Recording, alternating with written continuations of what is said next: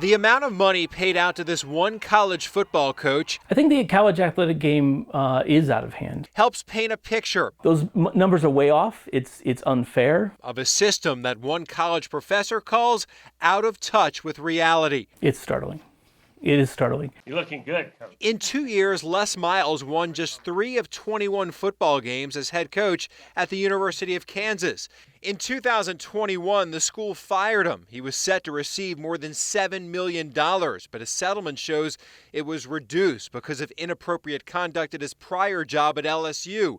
He got $1.9 million, a buyout of a disgraced coach that came on the heels of layoffs and cuts at Kansas. He won 3 of 21, 22 football games. That's abysmal, and he got a 7-figure paycheck. He got a 7-figure paycheck, and he gets that again at the end of the university, coming off an $11 million budget cut, and then the height of the pandemic. Professors lost jobs while Miles got paid, just a few years after he received a $1.5 million buyout from his prior head coaching job at LSU. We are going to use Blackboard. Sean Lee Alexander teaches African American Studies at Kansas, a school that's a basketball powerhouse, coming off a national title, but for decades has tried to match that success in football.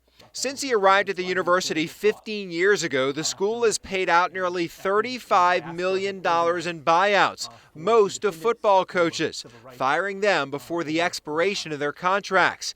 In that time period, Kansas finished a season ranked in the top 25 just once, the 2007 season. 5 straight football coaches who won less than a third of their games, given more money than most families earn in a lifetime. The winning percentage of these coaches, 31%.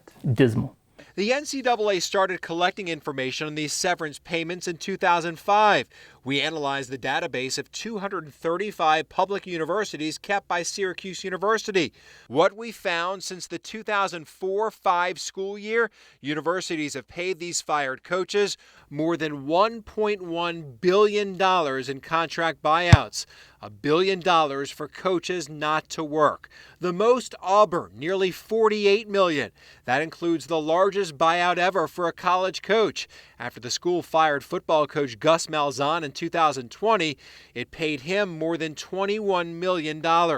Nebraska, Tennessee, Kansas, Texas, and Florida have all paid out more than $30 million.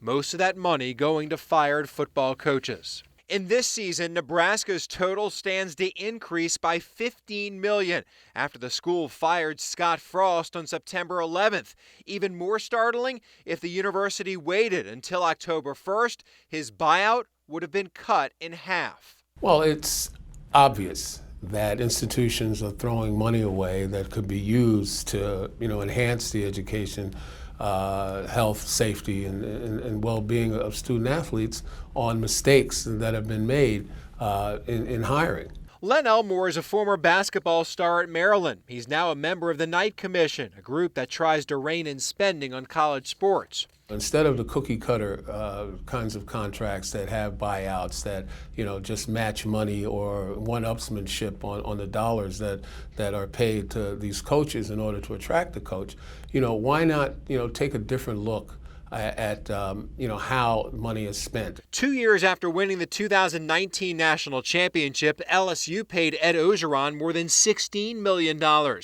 In 2020, Arizona gave Kevin Sumlin a $7.5 million exit package after losing to rival Arizona State by 63 points. Last year, 21 head football coaches were either fired or resigned, and schools shelled out more than $63 million to end their tenures. Is college athletics out of control? Well, I think so. I think the model itself is irretrievably broken. We requested the contract of every major college football coach in the country and received more than 100 of them. Wow. That's the reaction from Ohio University professor Dave Ridpath to our findings. Ridpath is a member of the Drake Group, another group critical of big-time athletic spending. We told Ridpath about some large buyouts tucked into current contracts. At Indiana, head coach Tom Allen's contract includes a $14.5 million buyout. Illinois' Brett Bielema and Houston's Dana Holgerson, nearly $29 million combined. You almost seem speechless when you heard those numbers. Well, it's pretty crazy. We still have to remember these are institutions of higher learning, right? And I think it just shows that the labor is grossly undercompensated. Nobody is going to watch the players, exactly. Nobody is going to watch any of those coaches, right? Some backers of athletics say these buyouts are largely funded by private donors.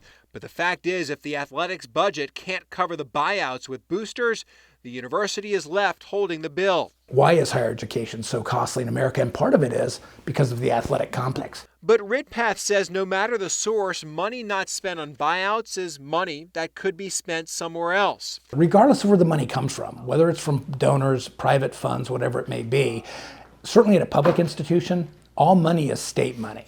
Once that money gets into the system, it still is state money, even if it's donated money.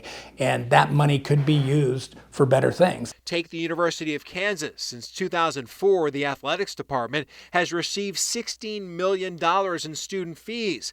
The university has sent an additional $25 million out of its general fund. So in a roundabout way, the students and the university and the state are paying for these buyouts. Big buyouts costing universities big bucks, all in the search for gridiron glory.